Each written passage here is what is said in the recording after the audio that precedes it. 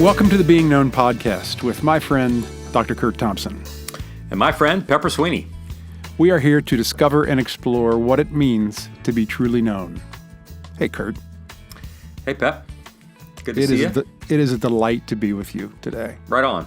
Oh, my gosh. It's so good to see your face, and I'm just really pleased to be with you. Yeah.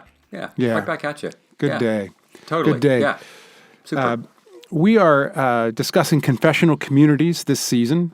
This is our 7th season of the Being Known podcast, which every time I say that, I just can't believe it. Dude, yeah. And wild. we are today discussing the idea of getting started in the confessional community. And I know, Curt, you'd like to start with a little bit of a reminder about some things. So if you could jump into that would be great. Yeah, just a quick reminder for our listeners that as we walk through these episodes of this season, that it provides some guidelines and some insight, I think, into what we're getting at when we are talking about these confessional communities that continue to generate a wide interest from what the feedback that we're getting in a lot of different spaces, whether it's our practice or through the Center for Being Known. When I'm speaking in places, people are just really interested in these kinds of things, in this work. And the more we do this, the more we discover that the work is transformational. It's important, and it's also serious. And I think with that in mind, we want to remind folks that that what we're doing here is not a substitute for the kind of training that we provide for people through CBK, and even the more intensive training that we provide through our practice. We have different groups that we're coming through for 2.5-day intensives there at New Story Behavioral Health here in Northern Virginia. And at the same time that we are wanting to make sure that people know that, we also don't want to scare people off and say, oh, well, because I haven't had formal training or I'm not doing this with a therapist that I can't do this.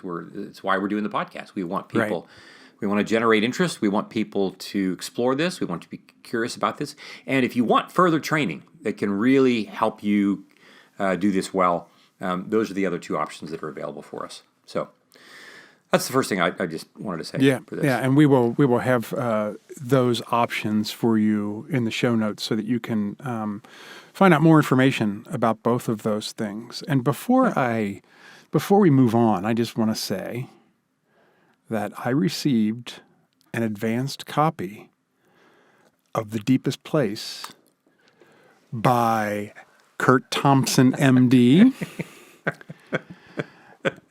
And I am loving it. I don't know if I'm allowed to show it.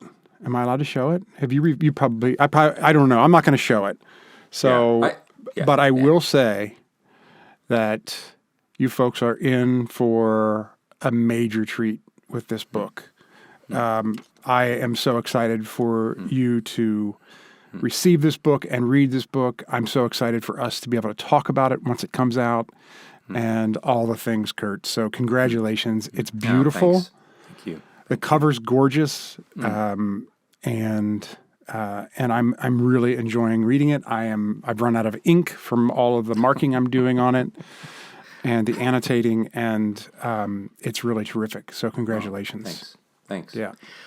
That's very kind. Okay, so I could just want to. I know we don't have time, but I want to take time, but I'm not going to take too much time. Just to say, your words just mean a ton to me. Your words just mean it just mean a lot because you write something you're always wondering, is this going to matter to anybody? Is this going to be of any use? Yeah. And I know that as a writer, I'm not alone with that. I know any writer I know is wondering whether or not that's going to be the case. Right. And I hope that it is. And I'm just your words I'm just sitting with those and I'm just taking them in. Really grateful for that. And also recognizing that this topic of suffering and the formation of hope that the book is about, has as its context how we wrestle with that question of suffering. The context of the confessional community is no small part of how we respond to the question of what do we do? What is it and what do we do in response to suffering?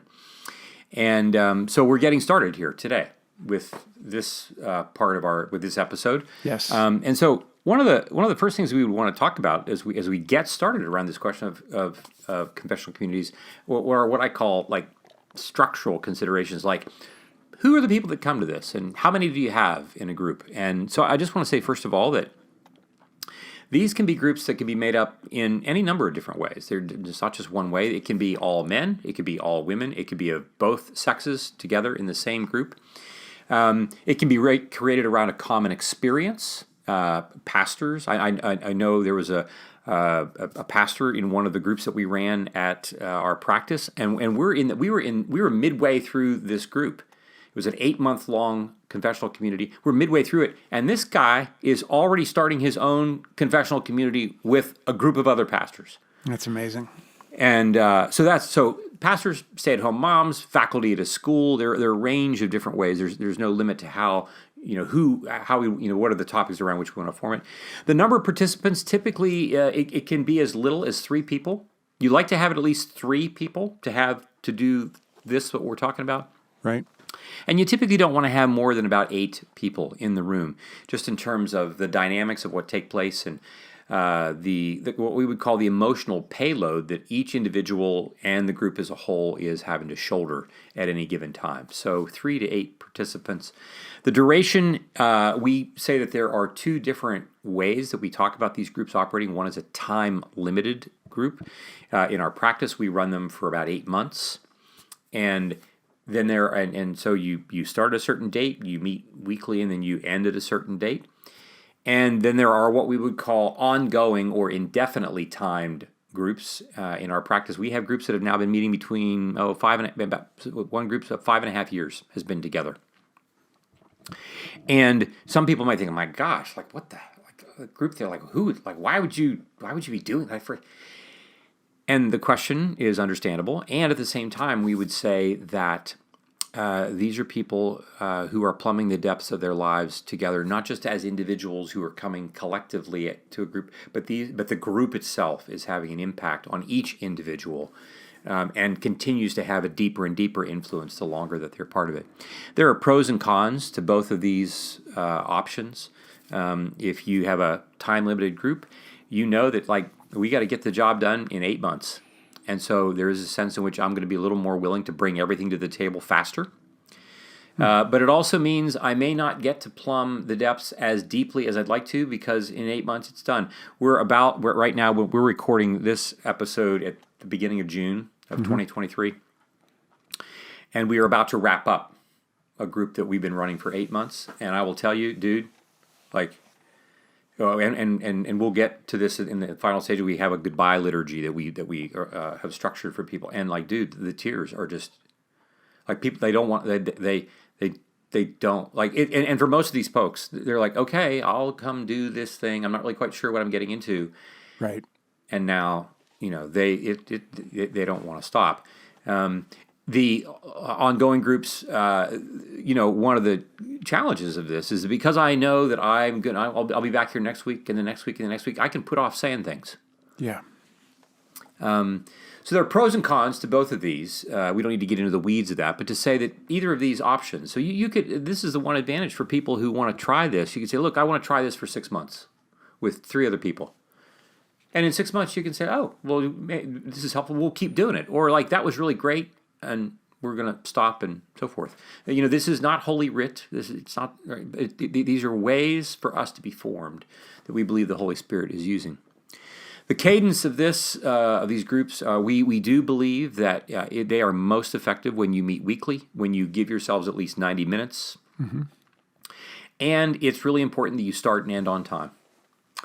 And you might be like, why are you paying so much attention to that? And I would say, well, it's because those 2 brackets, the starting and ending time, are a way that we non-verbally honor each other's time. And we're saying, you're so important to me that I want to be there. And I will come to believe that I'm so important to you that I want to be there. And that when we're done, we're done. Now, of course, you get to the end of these 90 minutes, and we're in the middle of a conversation that we don't want to stop, and we're like, oh my gosh, I just want to keep talking. And part of what we learn is that life is often inconvenient in its timing, and we want to have more time, and we say like, yeah, but you don't. We're going to stop. But I don't want. Mm-hmm. And it's going to be important for you to learn to regulate that and bring that back next week. Hold it. Think about it. So there's work to be done, and that the time brackets actually enable us to do really important work. So starting on time, ending on time. So that's the cadence. Weekly, 90 minutes, starting and ending on time. I would say that the initiation is, I just want to acknowledge that this can feel hard to do. You're going to one of the most common questions that people ask me is, Curt, where can I find a confessional community? Where can I get into it? Where can I find one? And my most common answer is, start one. Right. Like, oh, wait a minute. That's not what I thought I was going to be. I thought I was just they were going to be out there for me to find. And to which we say, if you read the biblical text, God apparently is very serious about partnering with human beings in running the world. And he's not really willing to do it otherwise. He doesn't just decide, I'm going to show up. I'm going to come to Sarasota, and that's where I'm going to start. Or I'm going to come to Cincinnati. Cincinnati would be a nice place to start. I'm going to come to Cincinnati. That's where I'm going to, no, like he partners with us, which means he's got a lot of track record of asking people to do things with him, and people say no all the time. And so he knows how hard this is to do. So it can feel hard. And so we ask someone that you trust enough. Ask one person and then a second, because ideally we'd like to begin with at least 2 others, a total of 3 people in your group. And then over time, if you want to, you can gradually invite people that you trust enough and that are willing and able to begin to do the work. And who are those people that you trust enough? People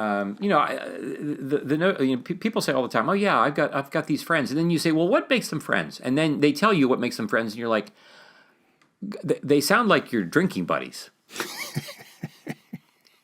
and the deepest places you go are like the depth chart on the Bengals roster. Right. Like that's the depth that we get, and that's different than what we're talking about here. We're talking about people with whom you can trust enough with the parts of your story that you don't want to tell anybody. Of course, this is what makes it so frightening, and this, of course, is what God was up to. He's going to partner with people that he's going to reveal his story to, and lo and behold, Jesus comes and does that, and we kill him. So he gets it. It's not easy to do. So we begin with at least a couple of folks. And then we're going to screen these. So there are some screening things, some things we want to keep in mind. And there is I just want to acknowledge ahead of time that there is a certain discomfort with discerning, right? Because we don't, the whole notion of saying, oh, yes, that person qualifies, but that person doesn't qualify. Like, it's just it makes us uncomfortable. We don't like telling people, you're okay, you're not okay for this. And the reality is we have a model for this. Not everybody got to be in Jesus' inner circle. Yeah. And he was in the process of discerning that. Like, if I'm Jesus, what the heck are you doing inviting Judas to come along? What are you doing? What are you thinking? And, and we think other things too. We think, there's Peter, James, and John. They get in the inner circle because are they special? Or is it possible that Jesus had them with him as much as they did because they perhaps were actually going to be more troublesome than the others? This is how we read the text. We just assume that they're the coolest of everybody. Right. And the writer of John himself, the disciple that Jesus loved, and you're like, yeah, of course you are, because you're the one who's the most needy. You're the one who needs to hear this more than anybody. Which may be possible, and it's okay. Right. But the point being, we discern this process, and it's not always easy. We want to know that people can, number one, regulate their emotions. What we call affect regulation. We know the people that we're going to do this with can regulate their emotion. What does that mean? It means I can tell you that I'm angry, and I'm not going to, curse you. I'm not going to say I hate you. I'm not going to throw the lamp at you. Right? I want to make sure that I can regulate my affect. It also means that I can name my affect. I'm not just going to not tell you what I feel. I'm going to have to be able to talk about what I feel. The second thing is that we want these people who are ready and who are qualifying to have no active addictions or impairment apart from recovery. What do we mean by that? That means that you can invite somebody who's an alcoholic if they're in recovery, if they're doing their work. Right. You can, somebody who's got a porn addiction, but who is actively, whether they're in, SA or whether they're doing other kind of work to work on that, right? But if people are actively engaged in addictive behavior for which they are not seeking help, not actively working, they don't qualify for these groups. And they don't qualify because it becomes too disruptive for the group because they're not going to be able to regulate their affect. It's going to be too disruptive. And it's like we said, not everybody got to be in the inner circle for Jesus. Right. Right? There were 12, there weren't 25 disciples, just 12. We have to be committed to safety. That's it's kind of a broad general term, but what we're really saying is that people are, because they're able to regulate their affect and they are not actively addicted, it means that they're not going to be in a position of thinking, oh, things are so overwhelming for me that I'm thinking of taking my life or taking somebody else's life, acting with violence in this way. Right? So they have to be committed to safety. And you might think, well, gosh, why would we ever invite somebody who wasn't doing that? But as we'll get to later in the next episode, we'll be surprised at some things that might emerge for folks.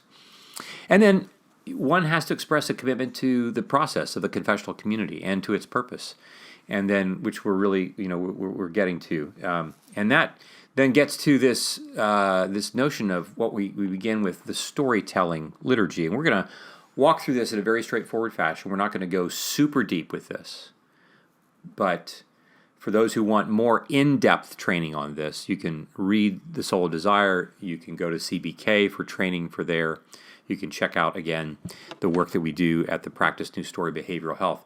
But the storytelling liturgy is a way for people to have a space where they can finally reveal who they are as truly as possible to an audience that is going to pay attention to them.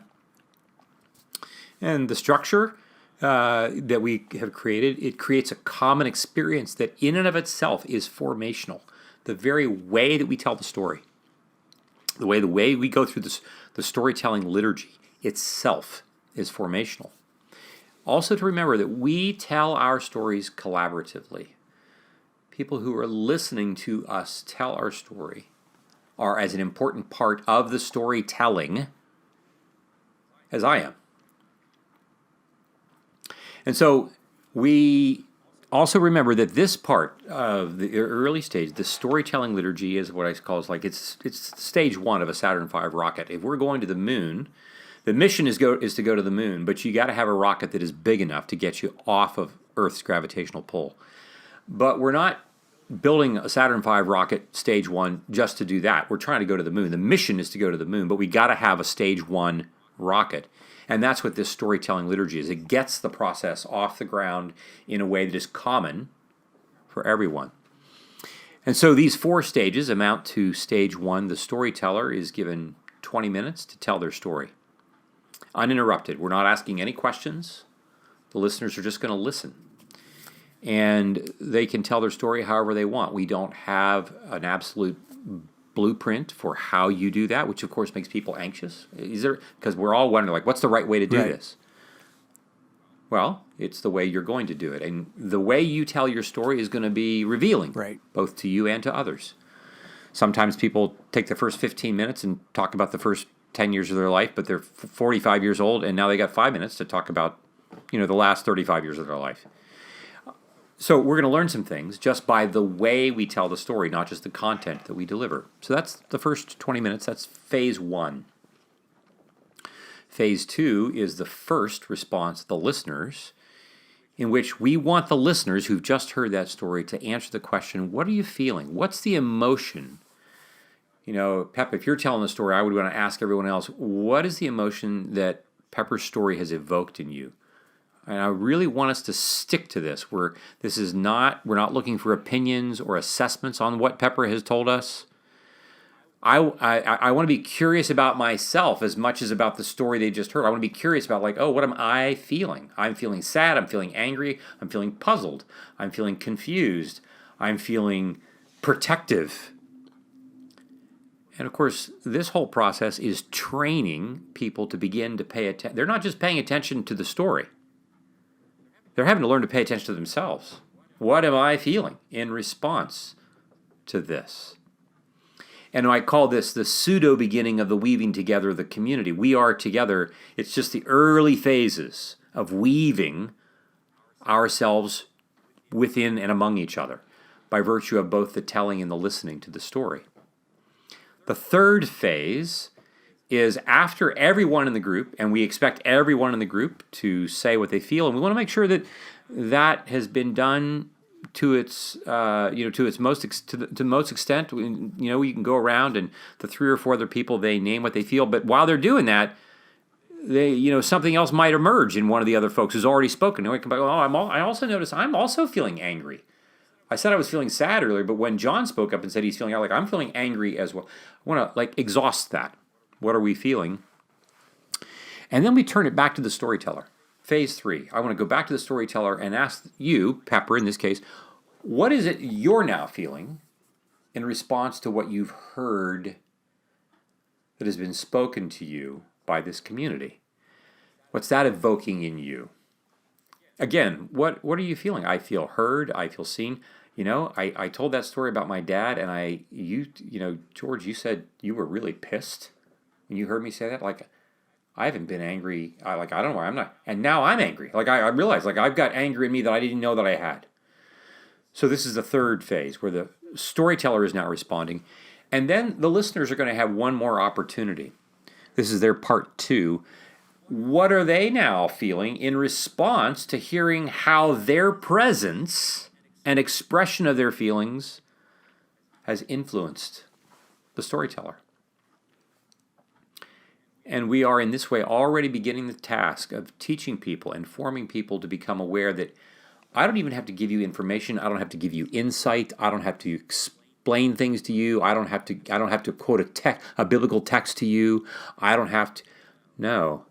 The very act of me giving you a part of me in what I feel becomes a way that the Holy Spirit is now starting to use this process at forming both the speaker and the listeners. And then, as we'll see, that we will have, after we complete this, and each person has the opportunity to do this, at the end of that time may take, of your 90 minutes together, it might take 45 minutes to an hour. The whole thing might take that long. And then you may have another 30 minutes in which you can continue, if you want, you can continue to process and be curious about more elements of that person's story if you wanted to do that. But really kind of paying attention to that story. And then you go to the next week and the next person goes, and the third week and the next person goes, and so forth, until everybody has completed their storytelling. And do you say, okay, Carol, you're next week? So typically, when this is like an all volunteer force, when everybody's kind of coming together, people just decide, I'll go next week. Like they choose. So you're thinking about this all week long. Yeah. Well, and some people, and you're ready to give your 20 minutes. Right. And Pep, it's interesting. Some people, they come in with notes. They read it. Sure. Some people, I've had people read it like they're reading a script. I've had other people, they come in with bullets. I've had other people, they come in and they're going to kind of wing it. But then that's just the first time. Then you're going to come back and do it again. Especially if this is an ongoing group, you're not going to tell your story just once. You're going to tell your story again and again and again. It's stage 1 of the rocket. Yep. It's only stage 1 of the rocket. Right. We want to get this launched, and part of what we're going to be doing is inviting everybody to pay attention to what they've heard so that they can come back and say, Pep, when you told your story now 6 weeks ago, there was something you said that really got my attention, and we didn't talk about it much that night, but I have a question for you. Or they might say, I've been thinking about that, and this is what it's really doing for me. This is what it's bringing up for me. And as it turns out, you told that story about your mom and your dad and their marriage, and that made me think about my parents, and now we're off to the races. Yeah. Because now we are bringing parts of our stories into the room that we haven't told anybody.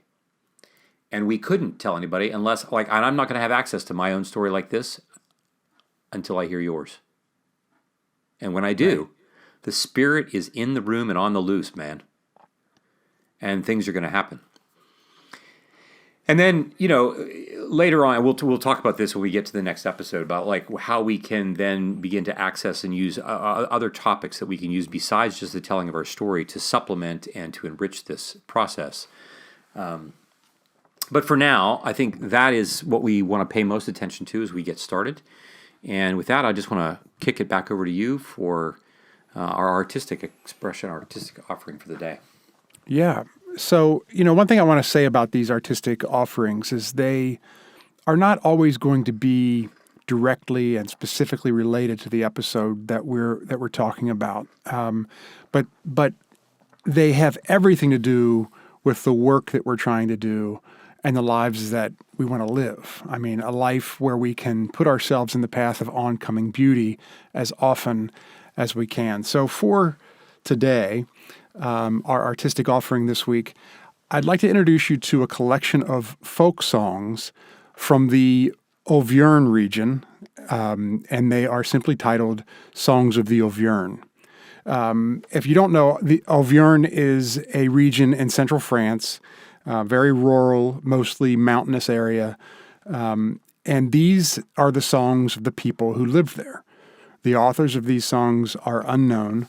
They are sung in the medieval language Occitan, and this is the first Romantic language that had an enormous influence on the development of lyric poetry and other European languages. And in the 1930s, these songs were arranged for the soprano voice by Joseph Canteloube. And the song that we chose for today is entitled Bolero, which is shepherd's song. And there are so many famous singers and orchestras who have played these songs and this song in particular. I have a great copy of an album that Anna Moffo, the soprano, that she sang through all of the songs. Of course, Peggy Fleming has done it as well. And the version that we're recommending today is sung by Natanya Davrith. And she was a Ukrainian soprano who was born in the 1930s. And I just think her voice is just unbelievably beautiful. And this song, to me, is just something that speaks to my soul, even if I can't understand the language. That's something that it's remarkable to me. Anyway, I found this video on YouTube where they've taken this song and they've placed it with a lot of paintings that are kind of on theme. I mean, you're going to be seeing a lot of shepherds and sheep, but it is they are beautiful paintings, and I feel like it really. And Curt, you had mentioned that you felt like it really enhanced the song by having to the visual of these beautiful paintings. Yeah. So we're going to link this YouTube video in the show notes, and we want to invite you to just spend some time with it. It might be something that you've never heard before. I feel like it's a very approachable song and just absolutely gorgeous. So I'm excited to get to share this with everybody. And I just want to say this one thing too, Pep. I listened to that this past week. You shared that. And I'm like, holy cow! It's just amazing. And when it comes to this notion of revealing our stories, this idea of as we've said here, the process of being known is one in which we are becoming objects of beauty. And part of how that does that is this whole notion of, as we have often said, we want to put ourselves in the path of oncoming beauty. And how can we do that on a regular basis? Right. And the practice of doing that enhances how it is that we tell our stories. And so I love this offering that you've directed us to pay attention to and to practice listening to. And I found even in the time that I had to listen to it, I felt like, my goodness, like I need more of this in my story. I want to become more of what this music represents. So just so grateful for you for your research on that and for offering that to us today. Yeah, it's fun. So for our application today, we want you to consider who you would choose to have join with you in the work of a confessional community. Name what your hopes and fears would be in beginning this journey. And you also consider the stages of the storytelling liturgy. List the questions or concerns you have about the process. Notice what the emotions are that emerge for you when you think about doing this. Fear, anxiety, anxiousness. Oh, I'm sorry. Did I say that out loud? And the story you are telling about the very process itself. So, Curt, thank you so much for today. This is exciting stuff, and I just love being with you. Right on. Yeah, it's a pleasure. If you're watching on YouTube, Amy's going to be joining us here in just a second. Love you, Curt. Love you, man.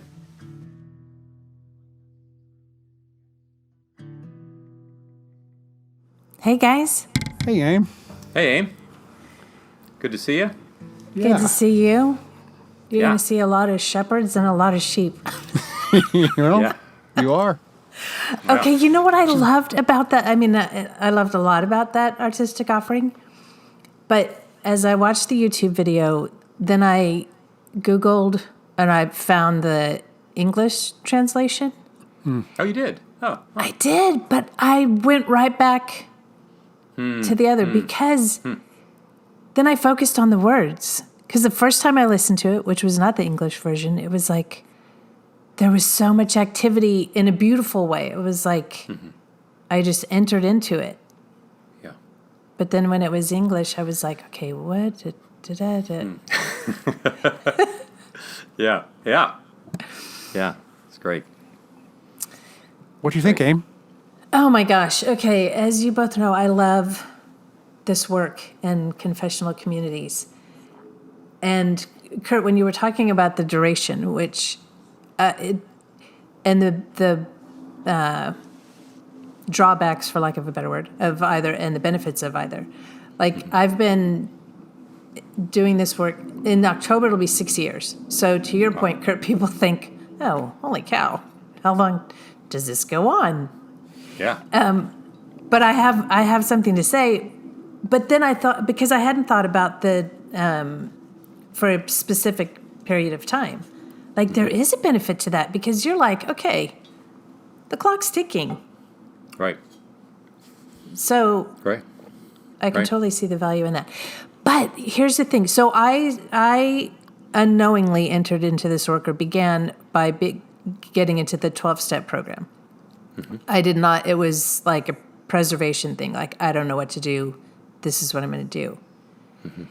And then in those rooms, you have 3 minutes to share, and no one can talk. And I remember being like, so I can be quiet for 30 seconds and no one can interrupt me? No one can... It's my 3 minutes. It was... it felt so indulgent. Wow, that's striking. The fact that it, like... that says a lot about... That what you would like to do, for instance, even if you could do whatever you wanted, I mean, within reason. Yes, there were limitations. I mean, you're not spitting on people, but I mean, like, even if you wanted to be silent, if I totally get that. But that's, you're silently working to not spit on someone. But so 30 seconds of if you want to be silent, you could do so with the confidence that, like, they're going to be hospitable to that. Right. It's not going to be taken away. It's not going to be like, okay, well, you paused, so now it's mine. Like, no, it's still mine. You guys get to... And then, so this, like, 6 years, I can see it shifts from when I first started the confessional community. It was vastly different than it is now. And then I think about how we talk about creating beauty and goodness, because being in the room with people that know my story and working through stuff and being seen and loved, then it's like, okay, I can be really adventurous and say yes to this and yes to that. Still doing work, still doing stuff, still comes up.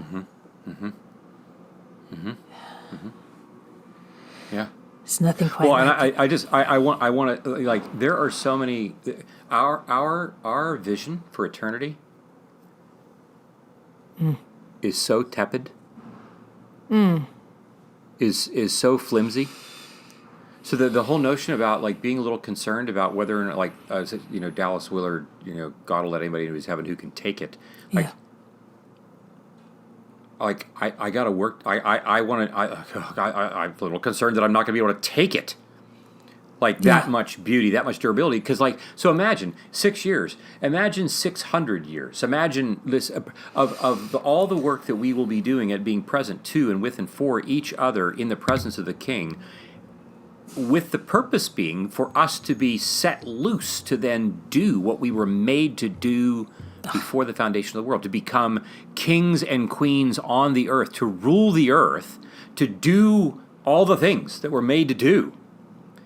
Without shame, without trauma. And when you do it, not just because, I can do it, but I do it, I can go be adventurous because, like, I have the people by whom I am known to the bone. Before whom, like we read this in the Psalms, I will walk before God in the land of the living. In the land of these people who are alive to me, I'm alive to them fully because, like, we know each other to the bone. And, like, I can take all kind of risks. I can do all kinds of things that are going to... And if I make mistakes, I can do... Like, it's okay. Yeah. Yeah, when you say imagine 600 years, it's like, oh my gosh. Like, yeah. Yeah. And then I think... Then I think, okay, so there's the structure and the story liturgy, and then I think, like you said, when someone says, where do I go to join when? You say, start when. You can know all this, you can know how to do it, but then it's just start it. And talk about courageous. Like, and there's no way to start it before you start it. You have to start it. Right. Yeah. It's like I'm afraid of flying. I'm just going to go on the internet and learn how to not be afraid of flying without having to actually get on a plane. Yeah. Yeah. Well, I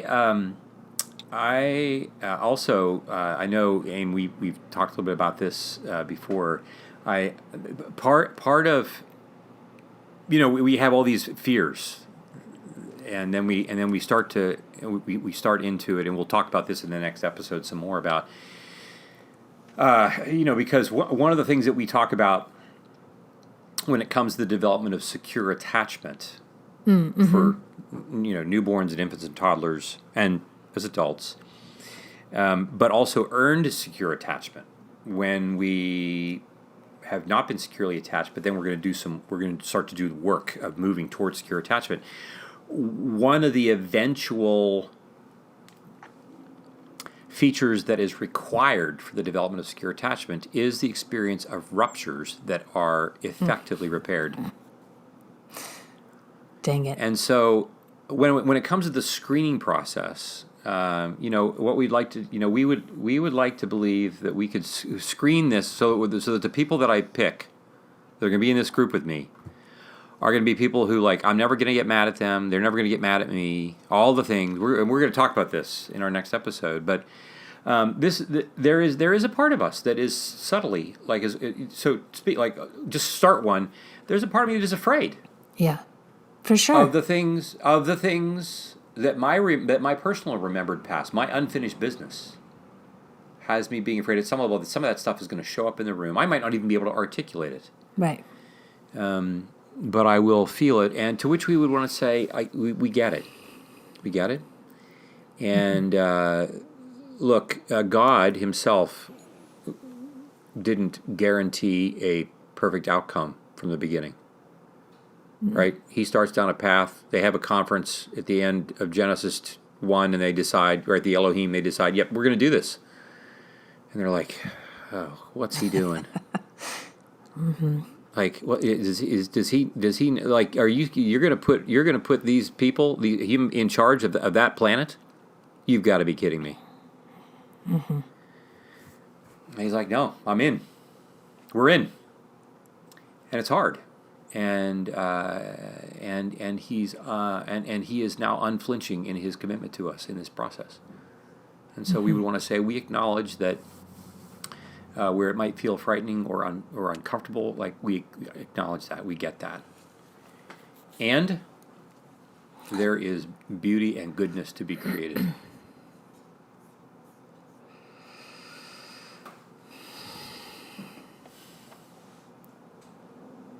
What do you got, Pep? You're quiet. Oh, yeah, I was holding for 30 seconds to see if I could have that time. No, obviously, I can't. Obviously, I don't get my 30 seconds. Thanks for today, you guys. Oh my gosh! My gosh! This was great. This was a really great. I think such great insights here for people, and I appreciate your insights as well, Amy. And I really like when you talked about how great my artistic endeavor was. Sheep and shepherds. Yeah. Yes. Yeah. Sheep and shepherds. Well, we know we're Amy and I are aware of the parts of you that are tender and that need to be. I mean, we each know when the other needs to be propped up a little bit, and so we're here for you, bro. I appreciate that. We're here. I appreciate that. Enough about me. What do you think about me? Okay, so thank you for today. Okay, wait.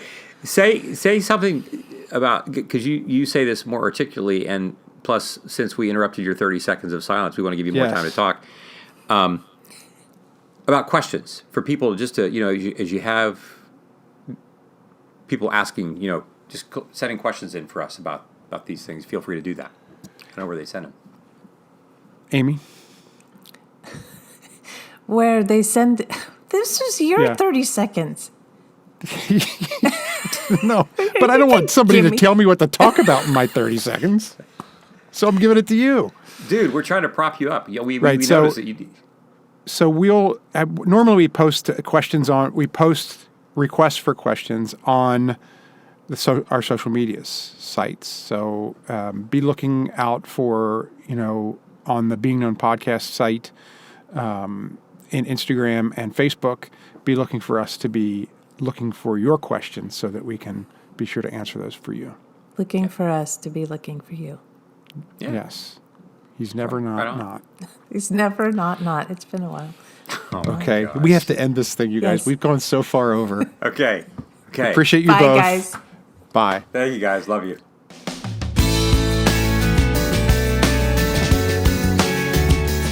This podcast is produced by Curt Thompson, Pepper Sweeney, and myself, Amy Chella. Audio production and editing is by Keaton Simons. Video production and editing is done by Mark Gould.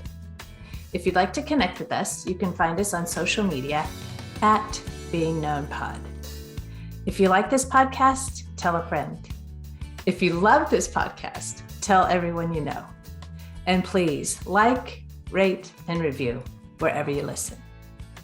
Be well, be known.